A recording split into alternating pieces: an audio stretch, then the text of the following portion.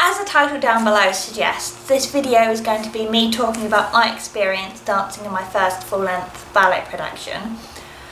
But before I get onto that, I thought I'd just mention that I've started taking another 2 dance classes.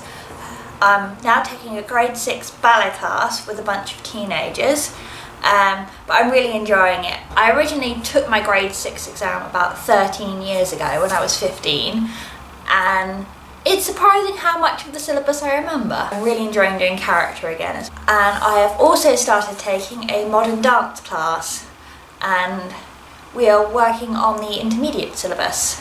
I've only been doing about 4 weeks. Very different to ballet. I think they expect you to be really flexible, and it's a lot of good fun. I'd say the downside is the music is really boring. It's awful music.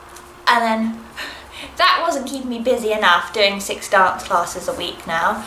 I've also signed up to do a Swim 22 challenge, which is to swim the length of the English Channel, which is 22 miles, within a 3-month period.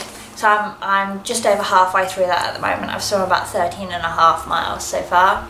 And I've also started lifting at the gym. This ballet production and the rehearsals have been my main source of dancing recently, and I thought I'd just go into a bit of detail of what it's like being a adult recreational dancer who gets to perform on stage in a professional theatre in a professional production. So I've been involved in this production really since I did the audition last summer. My ballet teacher mentioned that one of the dance schools that she teaches at were holding open auditions for this show, and that I should go along and try it out. So the audition didn't start out too brilliantly. I'd done a Sleeping Beauty workshop at Elmhurst School of Dancing in the morning, and so I knew I was going to be late for this audition, and I let them know. So I'd actually missed all the bar and warm-up section. I walk in and they're doing a entrechât and tour en l'air exercise. So that's what I walk into, and they'd already been taught it, and they was just like, go, demonstrate it. The only other exercise I remember doing in the audition was a fouette exercise. I had never even attempted a fouette before, and I was expecting us to do multiple fouettes, so I gave it a go. So I think we did a few other exercises like that, and then we were taught what was going to be one of the solos in the show. I don't know if it actually turned out to be the solo, but everybody was taught the dance, and then we went in little groups and just got the chance to do it. I think I did quite well at remembering the dance, and I thought I really put my all into it, and I really think I did perform it and sort of did it as well as that I could do.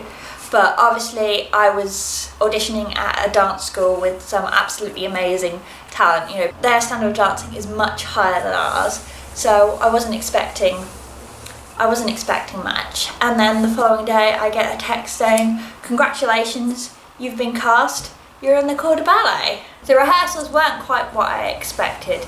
It turned out there was going to be a hell of a lot more of them than I thought there were, and because I work some evenings, some weekends, and I've got my regular ballet classes to fit in as well, I missed quite a few of the early rehearsals, and that meant in some cases that I was just not in the dance. I just didn't learn the dance at all. And in some cases, and for some reason it was the petit allegros, I sort of picked them up later by studying at the back of the class and sort of trying to learn them, and then getting a few other members of the corps de ballet to teach them to me. Petit allegro is the worst thing to do. It's so quick. It took me until the week of the show to feel comfortable in some of these dances and confident that I knew I was doing the right thing. I missed some dances because I didn't go to the rehearsals where they learnt the dances. I wasn't in some dances because I don't do point work, and then because I'm in the corps, I only do the corps dances. I don't do any of the principal or soloist roles, so if they're rehearsing that, I don't dance then either. So there were some weekends where I'd be in the studio for 8 hours, and I'd do maybe an hour or 2 of dancing and maybe another hour or 2 of marking things through, and then the rest of the time not doing a lot of things. So other than me and my friend Michelle from ballet class, who also got in and auditioned, everybody else was a member of this dance school, and hence was 20 or under. I think the average age was probably about 13 or 14. And they really are phenomenal dancers. But if you don't realise how grown up you are and how a mature 14-year-old until you're in a room with 50 of them, and it all weekend, every weekend, it does get to you a bit.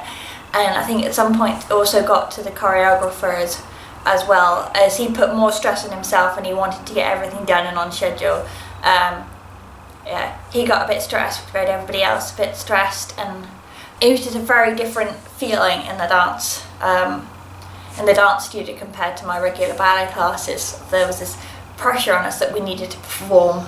Yeah, that not only did we need to dance well, we needed to perform it, we needed everything to be perfect, we needed to position brilliantly. It was not just a case of learning the steps. There were times, especially in December, early January, where the studios were absolutely freezing. Get there at 10 o'clock in the morning, and sort of when you break for 2 o'clock for lunch, you're still freezing, and you have to go to Costa and have a hot chocolate to warm up, and then you come back and you're still freezing, because literally you can leave the building and there is no difference in temperature between inside and outside when it's snowing. So yeah, there were just a few little niggles, and then one day driving to rehearsals my exhaust fell off. I walked into a door and smashed my toe up, so I couldn't point my toe for a couple of weeks. Someone ran into me when we were dancing and I ripped all the skin off my, I ripped a hole in my ballet tights and ripped all the skin off my knee. So that was fun. There was a lot more sitting around than I expected. There was a lot more doing dances that I didn't really know, and there was a lot of doing dances that weren't to my strengths. If you gave me a choice and said, would you rather do petit allegro, would you rather do petit allegro or something else, my answer is probably going to be let's do something else, just because it is so knackering. But we got through it. Some days I really looked forward to rehearsals, I really wanted to go, I really enjoyed it, and other days it really was having to drag myself out there to get myself the enthusiasm, because I wasn't particularly enthusiastic about doing it, especially towards the end. We've been doing some dances, 10, 20 times a week for the past God knows how many months, and you do get sick of them in the end. And then the final week of the show, we had something like 25 hours of rehearsals booked, and that was also the week all this time I'd had a chest infection, but it was really, really bad that week. I could hardly breathe, and literally everything I did just induced coughing. That final week seemed to go on forever. Yeah, the repetitiveness did get to me, but then eventually it was show day! So the show started at 7:30 in the evening, but we all had to be there for 9 o'clock in the morning, and we did several hours where we did spacing and blocking and working with all the props and set and sorting everything out that couldn't be sorted out in the dance studio that had to be done on stage. And then we had a dress rehearsal, and I'd actually missed the dress rehearsal the previous weekend because I was ill. So that was my first time in wearing some of the tutus. The dress rehearsal did not go brilliantly. I think the worst thing that I didn't have time to put my contacts in before the first dance. I did the first dance without being able to see, and I know I was not spaced correctly. And then we changed a bit in the finale, so I had a quick change. So I was wearing a white sort of lyrical dress, and then I had to change into a blue tutu, and I just rushed off the stage, and I literally had time to run around the back of the stage, and I had to be back on. So I literally just grabbed something blue, shoved it on, and it wasn't until I got off the stage after doing that last dance that I realised I'd somehow picked up the wrong blue tutu, because we had the classical ones that sort of fan out. That's what I was supposed to be wearing, but I was somehow wearing a long navy blue romantic tutu, which I have to say my mistakes weren't bad compared to some of what went wrong. I say the choreographer director was just in absolute despair, because everything that could go wrong did go wrong. The stage curtains weren't working properly. I think they had trouble with the trap door. They had problems with the costume. One of the main characters ripped all the skin off his toe. It was it was just list after list, and sort of everybody else came off of the dance and mentioned something else that was dreadful. I think some of the scenery didn't get changed, and one of the main characters just had to run on and yank it off at some point. I mean, it really couldn't have gone worse. So then we actually get to the final show and we go, oh my god, what's going to happen now? After the dress rehearsal, we have a bit of a break for a bite to eat, and then we have the real thing. So this is in a proper professional theatre, open to the public. A professional stage, professional lighting, professional scenery. We all had dressing rooms. It was quite an experience, and I was really looking forward to it. I was like, right, this is what all your hard work, this is what all your effort's gone into, it's going to be worth it. Everybody's in the opening number, so we're all backstage. They'd put Spice Girls on to pump us up, so we're all backstage dancing around to Wannabe, and everybody was like hugging each other and wishing each other good luck, and it was a phenomenal, really positive feeling. But it was, yeah, we really felt like a team. We were like, we're all in this together. It doesn't matter what the dress rehearsal, like, we're going to go out there and we're going to smash this. And we did. And I've never been one for dancing to perform. I've always danced for me because I enjoy doing it.